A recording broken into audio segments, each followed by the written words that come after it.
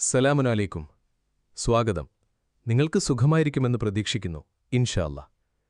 ഈദ് അടുത്തിരിക്കുന്നു. നിങ്ങൾ തയ്യാറാണോ? അതിനാൽ ഈ വീഡിയോ നിങ്ങളുടെ മനസ്സിലുണ്ടായിരിക്കട്ടെ. അല്ലാഹു ഇത് നമ്മിൽ നിന്ന് സ്വീകരിക്കട്ടെ. ഒരു നിമിഷം പോലും കാത്തിരിക്കാതെ നമുക്ക് പോകാം. നമ്മളെല്ലാവരും ബലിപെരുന്നാളിന്റെ കഥ അറിയുന്നവരാണ്.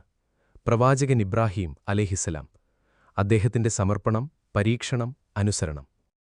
ഓരോ വർഷവും നമ്മൾ ബലി നടത്തുന്നു, മാംസം പങ്കിടുന്നു, ആഘോഷിക്കുന്നു.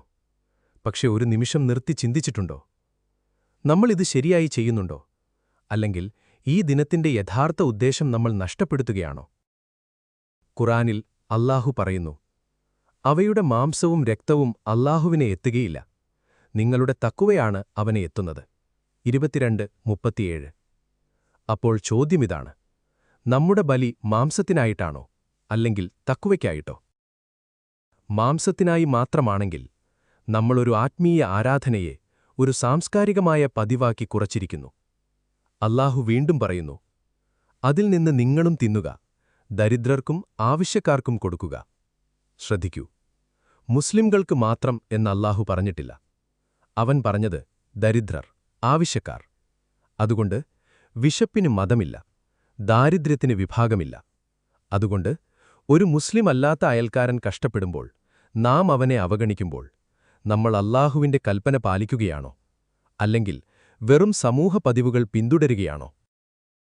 ജാവേദ് അഹമ്മദ് ഗമീദി പറയുന്നു, കുർബാനി ഒരു നന്ദി പ്രകടനവും സാമൂഹിക ക്ഷേമത്തിനുള്ള മാർഗവുമാണ്, നിയന്ത്രണങ്ങളുടെ ആചാരമല്ല. വഹിദുദ്ദീൻ ഖാൻ പറയുന്നു, മറ്റുള്ളവരോട്, മുസ്ലിംകളല്ലാത്തവരോട് പോലും പങ്കിടുന്നത് ഇസ്ലാമിന്റെ യഥാർത്ഥ ആത്മാവിനെ പ്രകടിപ്പിക്കുന്നു.